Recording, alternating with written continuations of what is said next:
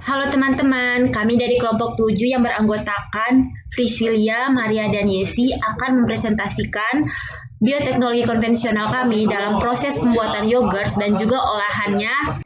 Jadi, alat dan bahan yang kami gunakan dalam proses pembuatan yogurt yaitu sebagai berikut. Nah, jadi anggaran yang kami keluarkan untuk membuat yogurt sampai kepada olahannya yaitu sebesar 53.000. Berikut rincian anggaran yang kami gunakan. Nah, jadi yogurt yang telah kami buat yaitu Mango Smoothies Yogurt itu akan kami jual dengan harga 10.000 per cupsnya. Nah, di sini kami memperoleh 8 cups. Jadi, kami memperoleh laba yaitu sebesar 80.000. Untuk label produk kami ya memiliki dua bagian yaitu tampilan depan dan juga tampilan belakang. Di tampilan depan, pada bagian depan ini terdapat nama pabrik yang memproduksinya. Di sini kami memberi nama dengan Emily Yogurt. Setelah itu, ada nama produk kami yaitu Mango Yogurt Smoothies dengan komposisi sebagai berikut dan tanggal kadaluarsa 18 bulan 4 tahun 2021. Nah, bagian belakang ini kami menjelaskan manfaat dari produk kami dengan harga sebagai berikut. Pembuatan dari produk yogurt kami.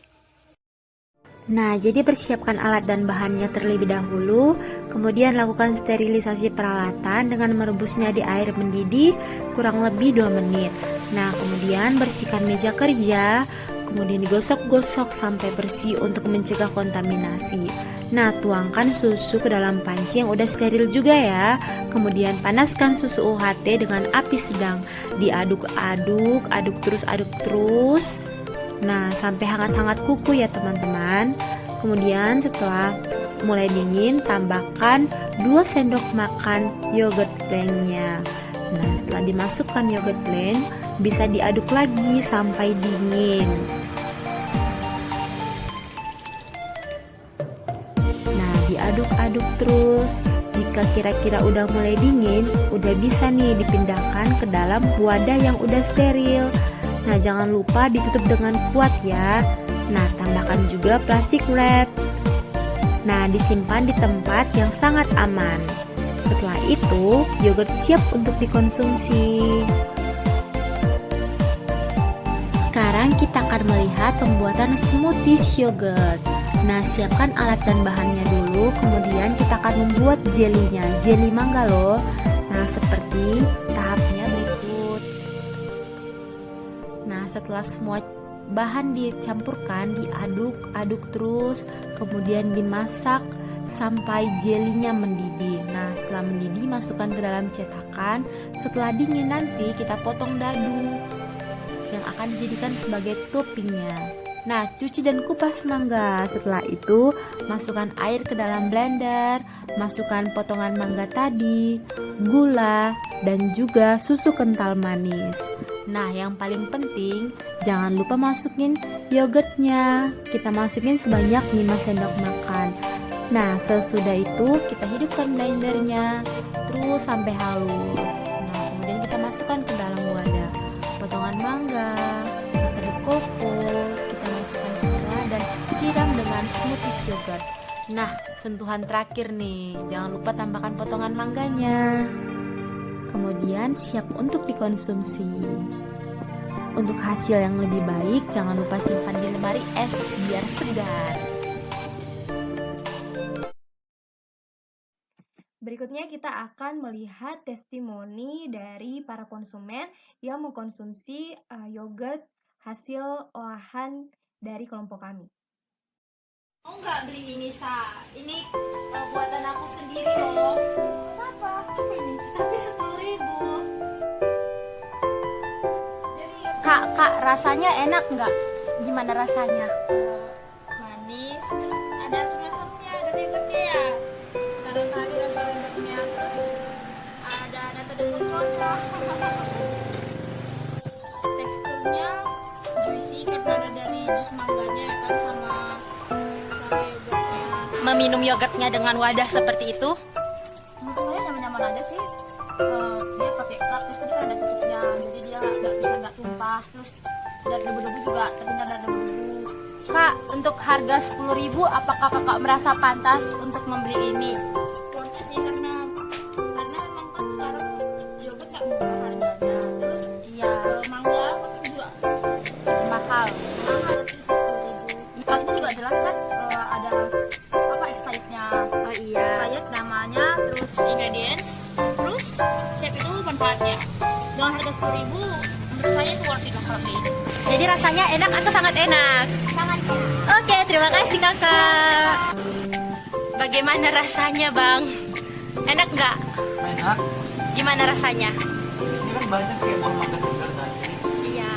rasanya segar, asam, ada rasa susunya, terus juga ada nata de coconya, jadi teksturnya beragam, ada lembut, ada kenyalnya. Gitu. Iya, jadi itu asam-asam itu susu itu yogurt bang. Jadi itu rasa yogurt. Kalau kemasannya sih bagus sih, nggak tumpah kan, terus juga penyimpanannya tadi di kulkas kan, jadi bisa tetap dingin. Oke bang, terima kasih. Jadi menurut abang dengan harga 10.000 apakah worth it membeli yogurt ini? Dengan harga 10.000 worth it sih, soalnya kan bahannya bahan bikin sendiri, juga pakai bahan-bahan segar, bahan-bahan yang sehat.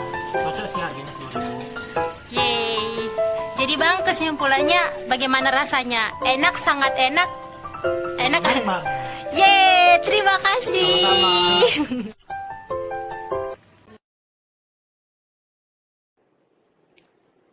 Di sini tuh teksturnya yang creamy, yang halus-halus gitu.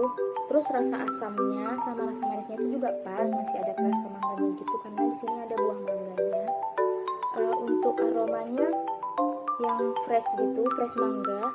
Terus untuk rasa susunya juga masih kerasa. Pokoknya mantap. Rasanya manis, ada asam sedikit dari mangganya, tapi enak. Teksturnya lembut, terus jelinya kenyal, dan nata de coconya juga aromanya aroma mangga umumnya. Terima kasih. Manisnya pas, lalu ada asam dari buahnya, aroma dan rasa susunya dari yogurtnya terasa. Rasanya manis dan ada campuran asamnya. Aroma mangganya terasa dan rasa susu dari yogurtnya juga terasa. Rasanya mantap. Manisnya pas, rasa yogurtnya ada, susunya juga.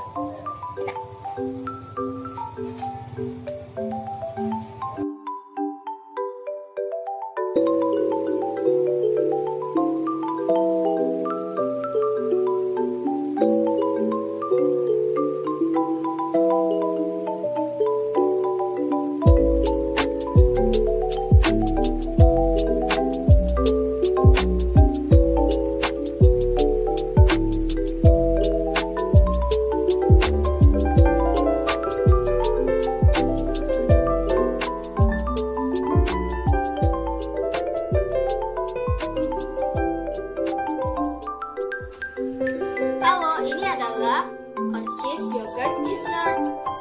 Jadi ini adalah buatan kakak. Mari kita coba. Ini enak sekali. Ini rasanya kayak ada asam-asam gitu. Terus kayak ada manis-manis gitu. Pokoknya enak banget ya.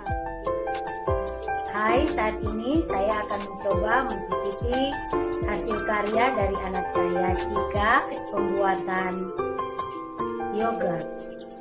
Iya, ini hasil olahannya, jadi pakai campuran Oreo. Ya, ditambah Oreo dan toppingnya pakai keju. Asamnya pas. Iya, ini hasil olahannya, jadi pakai campuran Oreo. Ya, ditambah Oreo dan toppingnya pakai keju. Asamnya pas. Klop kalau tambah ada manis-manisnya sedikit, tambah dengan Oreo dengan keju, wow, gurih banget ya. Enak. Kalau dijual harganya sekitar berapa itu, Mah? Ya, ini tergantung 8.000. ukuran banyaknya, sekitar 10 ribuan bisa satu Kita akan membahas mengenai karakteristik dari bakteri yang berperan di dalam pembuatan yogurt. Yang pertama itu adalah Lactobacillus bulgaricus. Bakteri ini memiliki klasifikasi sebagai berikut. Berasal dari kelas Bacilli, ordo Lactobacillales, kemudian famili Lactobacilliaceae, genusnya itu Lactobacillus, spesiesnya Lactobacillus delbrueckii, dan subspesiesnya yaitu Lactobacillus delbrueckii bulgaricus. Lactobacillus bulgaricus ini merupakan bakteri gram positif yang memiliki bentuk batang, tidak membentuk endospora, dan bersifat homofermentatif. Maksud dari homofermentatif ini adalah dia menghasilkan asam laktat sebagai hasil dari fermentasinya. Kemudian memiliki sifat mikroaerofilik, kemudian tidak mencerna kasein, tidak memproduksi enzim katalase, dan bakteri ini bukan patogen. Bakteri ini hidup pada kondisi optimum dengan pH 5,5 dan suhu 30 derajat Celcius. Bakteri yang kedua yaitu Streptococcus thermophilus. Bakteri ini berasal dari kelas Bacilli, ordo Lactobacillales, dengan famili Streptococcaceae dan genus Streptococcus. Spesiesnya yaitu Streptococcus thermophilus. Streptococcus thermophilus ini merupakan gram positif dengan bentuk bulat dan tidak mempunyai spora. Bakteri ini bersifat non-motil dan fakultatif anaerob. Nah, katalasenya itu adalah katalase negatif. Nah, bakteri ini hidup pada kondisi optimum dengan pH 6,8 dan suhu 37 derajat Celcius. Selanjutnya kita akan melihat aktivitas fisiologis bakteri dalam proses pembuatan yogurt. Dari gambar di samping ini, Ibu dan teman-teman dapat melihat diuraikan proses mekanisme pembentukan laktosa menjadi asam laktat.